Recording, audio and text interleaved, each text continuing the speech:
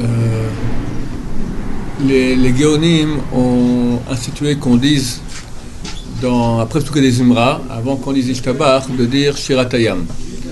Shiratayam, donc les versets de passage de la mer Rouge.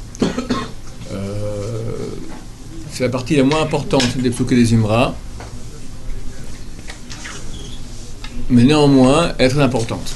Si on n'a vraiment pas le temps on arrive en retard et on veut arriver, il est important d'arriver à la midi avec le Tzibour. C'est important de commencer, pour qu'on ait une fila avec Tzibour, il faut commencer avec tout le monde la Hamida.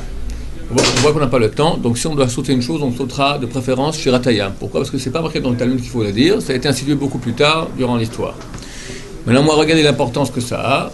C'est marqué que tout celui qui dit Shiratayam avec joie, comme s'il s'imagine qu'il va être en train de traverser la mer et il voit comme c'est le miracle que Dieu nous a fait, on lui pardonne tous ses péchés. C'est très grand et pas facile. Je crois que ça fait 30 ans que je dis Shiratayam, mais j'ai jamais réussi à penser peut-être une fois une chose pareille, d'accord ? On cavale pour rattraper le Cher Tzibour, d'accord ? Mais s'imaginer tout ça. Bien vite, hein ? Bon, en plus, ils vont vite. Bon, ici, ils vont plus lentement qu'autre part. Hein. Tu verras quand tu verras dans un autre endroit. Peut-être dans les miennes marocains, Shabbat, où Ishir, Az et Hashiv Morche, d'accord, voilà, avec les Théramim, tout ça, très joli. Là, on peut peut-être penser tout cela.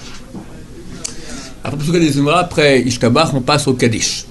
Le Kaddish est une prière extrêmement importante. Une valeur énorme qu'il faut penser avec beaucoup de kavana. Les gens croient que la Kedusha c'est plus important que le Kaddish. C'est faux. Le Kaddish est plus important que la Kedusha. C'est-à-dire que si quelqu'un maintenant il est à la synagogue et il entend à la fois, des fois il y a deux synagogues ensemble, il entend à la fois Kaddish, à la fois Kedusha. Donc il doit choisir qu'est-ce que je fais, Kedusha ou Kaddish. S'il n'a pas entendu les deux, il répondra Kaddish. Parce que Kaddish est plus important que la Kedusha.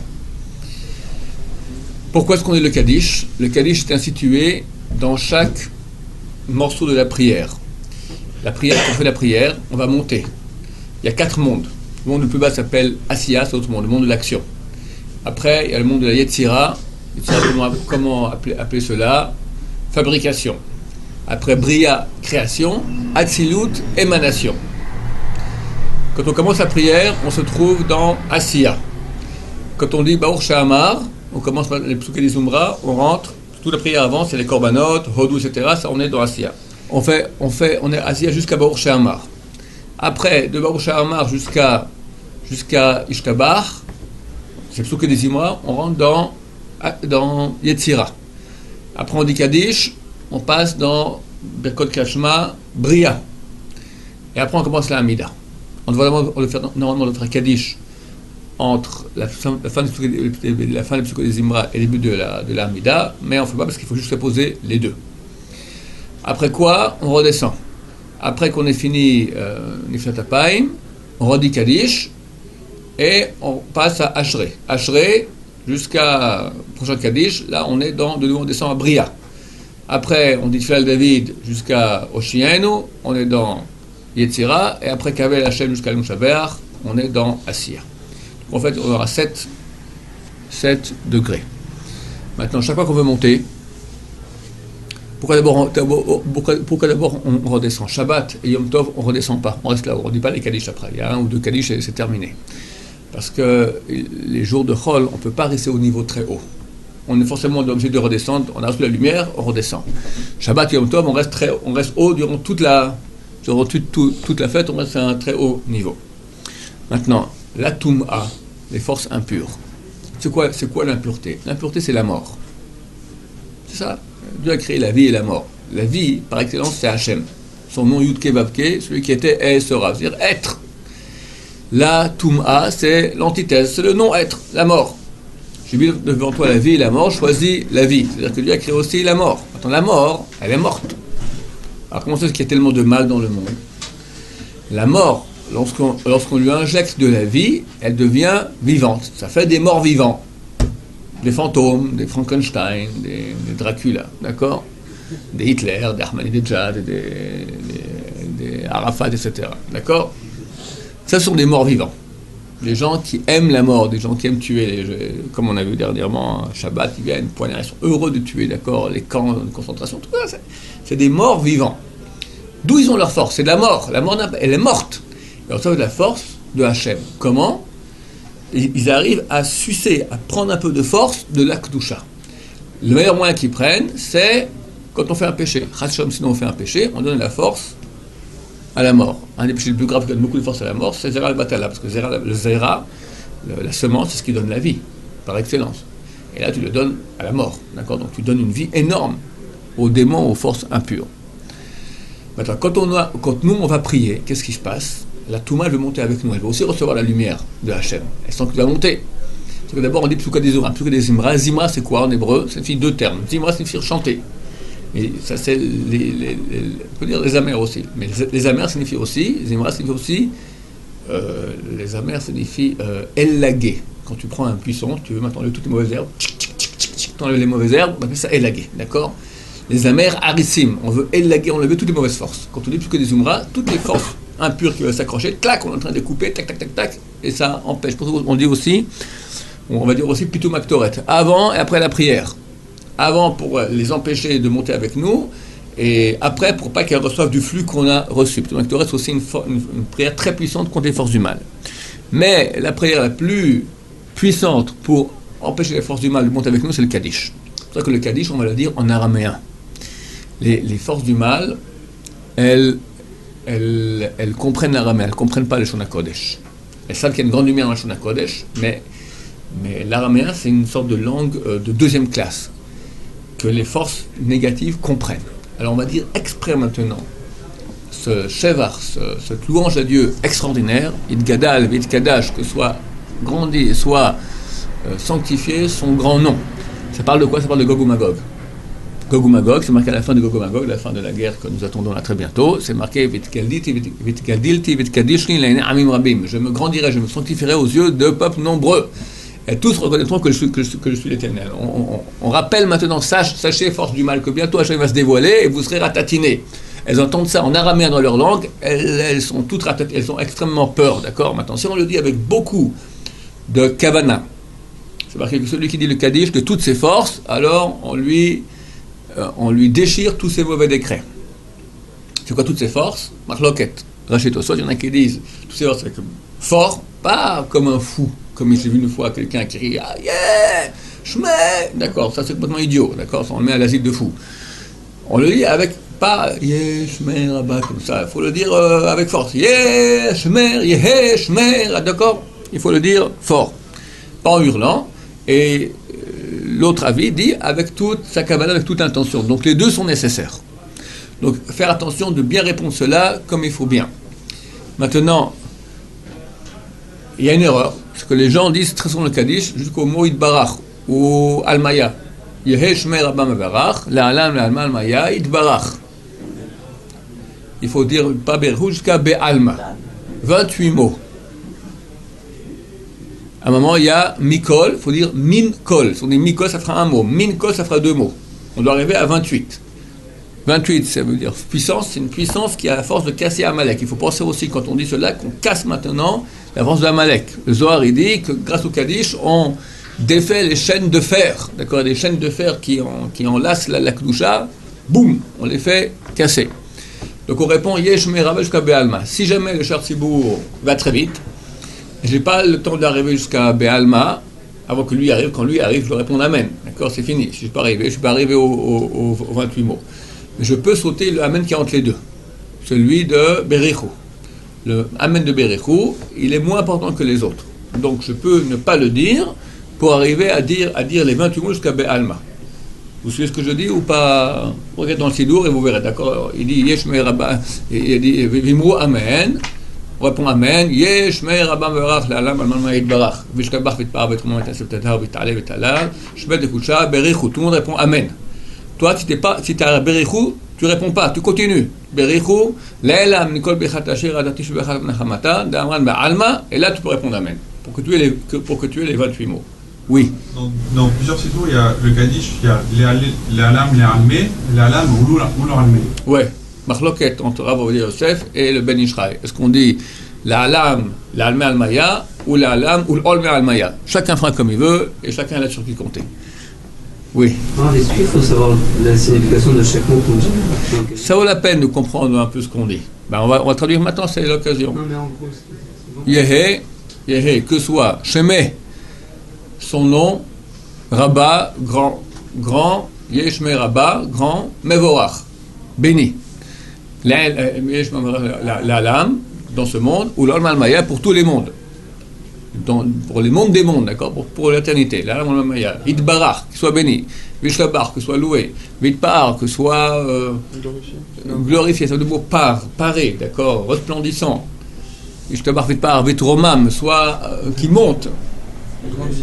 Hein? Grandit. Ça c'est des gadal. Les tromam, c'est monter. Les tromam, Vitpar, Vitromam, Vitnassé. Vitnassé, c'est aussi monter, devenir arriver à la tête. Vithadar, que soit aussi resplendissant. Hadar, c'est quoi? C'est la beauté, d'accord, resplendissant aussi. Vite Alek, qui monte, vite Halal, et soit loué. Bon, ce sont tous des synonymes avec des nuances un peu différentes. L'aila, plus haut, Minkol Bichata, de tous les brachot, les bénédictions. Shirata, chant, les chants en tant que louange.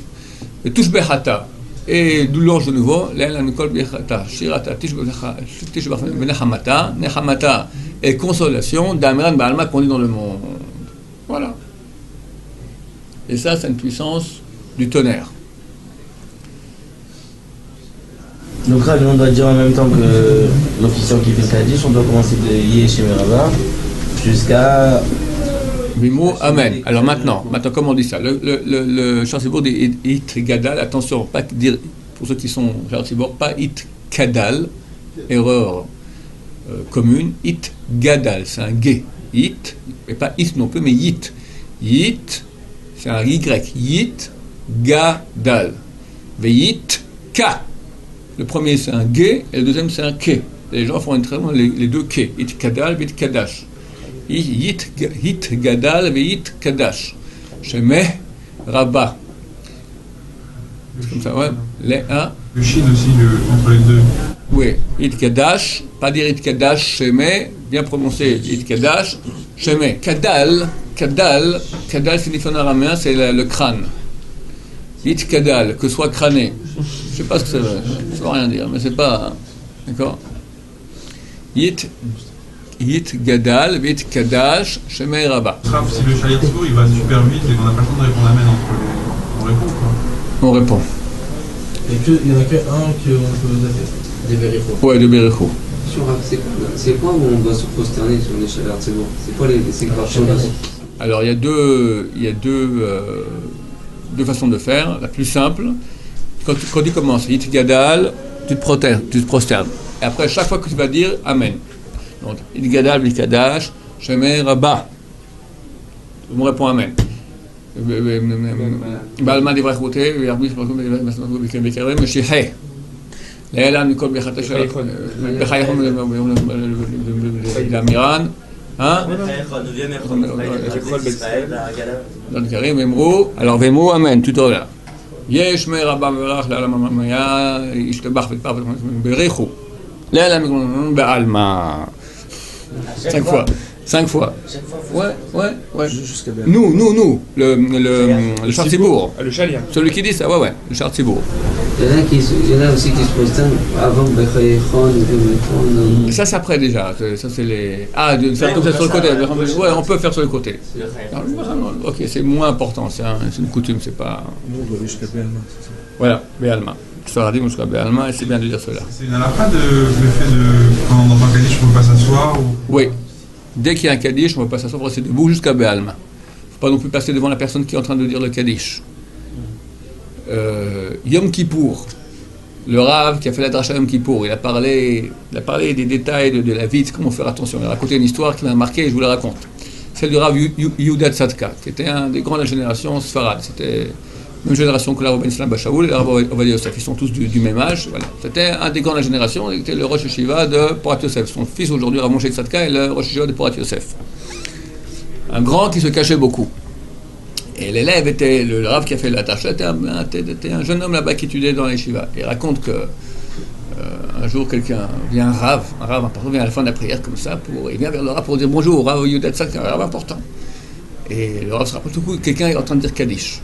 Le Rav tout coup, il s'est tourné comme ça vers le Echal, pour répondre, yesh mec. Le type c'est comme ça avec la main. Kaddish. Kaddish. Nous, quelqu'un te dit, au milieu Kaddish, quelqu'un vient par exemple, tu réponds, oui, je mets Rabba, Mevarach, là. D'accord. Tu es devant Hachem maintenant, tu vas répondre Kaddish, un truc super important. C'est une prière importante. Prière importante. Pour les Ashkenazes, c'est différent, il ne faut pas aller jusqu'à... Pour les Ashkenazes, ils répondent jusqu'à Almaya. Almaya. Je ne crois même pas qu'ils disent le Idbarach. Il y en a qui disent, il y en a qui ne le disent pas. Vous avez dit quand est-ce qu'on peut s'asseoir? C'est après... Alors on ne peut pas s'asseoir dès que le Kaddish commence, jusqu'à Be'alma. Maintenant, il ne faut pas non plus... On ne peut pas attendre le 5e amen. Alma, c'est le 5e amen. Et oui. Ah, c'est le 5e. Maintenant, il ne faut pas non plus, il y a des gens qui voient que le Kaddish va commencer, ils s'assoient vite, d'accord? C'est pas conseillé non plus. Ah, ok, c'était 2-3 secondes avant, ça va. Si tu vois que ça devient ridicule, tu t'assois vite pour pas... Et on ne peut pas non plus quitter la salle, j'ai vu ça souvent. Ce matin, j'ai encore vu ça. Un type qui passait pour prendre de l'argent, d'accord? Au milieu du Kaddish, il quitte la salle, on n'a pas le droit. Il faut rester dans la salle jusqu'à Be'alma.